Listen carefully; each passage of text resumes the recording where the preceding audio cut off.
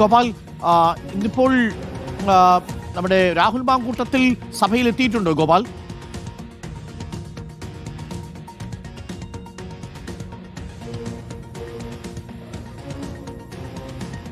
ഗോപാൽ കേൾക്കാമെങ്കിൽ രാഹുൽ മാങ്കൂട്ടത്തിൽ സഭയിൽ എത്തിയിട്ടുണ്ടോ ഇന്ന്?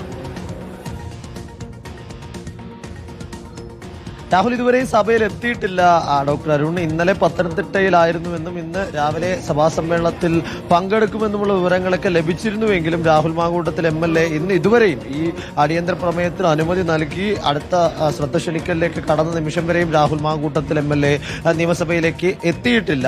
മണ്ഡലത്തിൽ സജീവമാകുന്നതിന്റെ ഭാഗമായി അതിന്റെ പിന്നാലെ ഇത്തരത്തിൽ സഭയിൽ കൂടി സജീവമാകുമെന്നതൊക്കെ ആയിരുന്നു രാഹുലുമായി ബന്ധപ്പെട്ട് നിൽക്കുന്ന അടുത്ത് നിൽക്കുന്ന കേന്ദ്രങ്ങൾ അവിടെ നിന്ന് നമുക്ക് ലഭിച്ച വിവരം. പക്ഷേ രാഹുൽ ഇതുവരെയും എത്തിയിട്ടില്ല.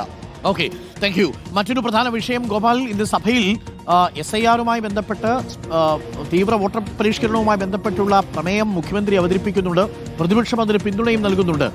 അതെപ്പോഴാണ് പ്രമേയം അവതരിപ്പിക്കുക? ഈ ശ്രദ്ധ ക്ഷണിക്കൽ കഴിഞ്ഞാൽ ഉടൻ തന്നെ പ്രമേയാവതരണത്തിലേക്ക് നീങ്ങുമോ? പ്രതിപക്ഷവും അതിൽ സംസാരിക്കും. അതിൽ ആരൊക്കെ സംസാരിക്കുന്നു? അത്തരം കാര്യങ്ങൾ എന്തെങ്കിലും പുറത്തു വന്നിട്ടുണ്ടോ? പൂർണ്ണ പിന്തുണയല്ലേ പ്രതിപക്ഷം നൽകുന്നത് മുഖ്യമന്ത്രി അവതരിപ്പിക്കുന്ന പ്രമേയത്തിന്?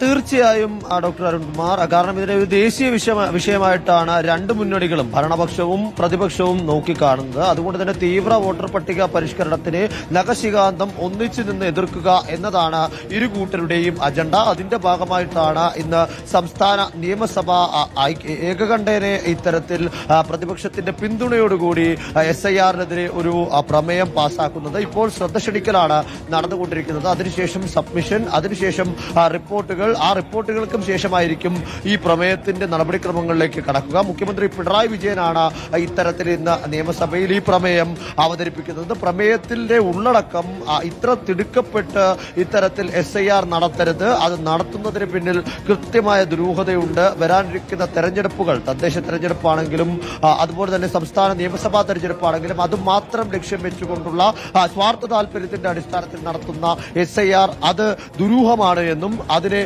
കൃത്യമായി തന്നെ എതിർക്കുമെന്നും കാട്ടിക്കൊണ്ടാണ് ഈ മുഖ്യമന്ത്രിയുടെ പ്രമേയത്തിൽ ഉണ്ടായിരിക്കുക. അതിനെ പൂർണ്ണമായും പിന്തുണയ്ക്കുമെന്ന് നേരത്തെ പ്രതിപക്ഷം അറിയിച്ചിരുന്നു. പ്രതിപക്ഷ നേതാവ് VD സതീശനായിരിക്കും അതുമായി ബന്ധപ്പെട്ട് മുഖ്യമന്ത്രി അവതരിപ്പിക്കുന്ന പ്രമേയത്തിന്മേൽ കൂടുതൽ ചർച്ചകൾ, കൂടുതൽ അഭിപ്രായങ്ങൾ പങ്കുവെക്കുക. ശേഷം ഈ പ്രമേയം വിശദമായി സഭ ചർച്ച ചെയ്യുകയും ചർച്ച ചെയ്തതിനു ശേഷം യോജിച്ച് പ്രമേയം പാസ്സാക്കുകയുമായിരിക്കും ചെയ്യുക. Arunkumar, thank you. ഇപ്പോൾ ഗോപാൽ ശിലാസനിലാണ് വിവരങ്ങൾ നൽകിയത്.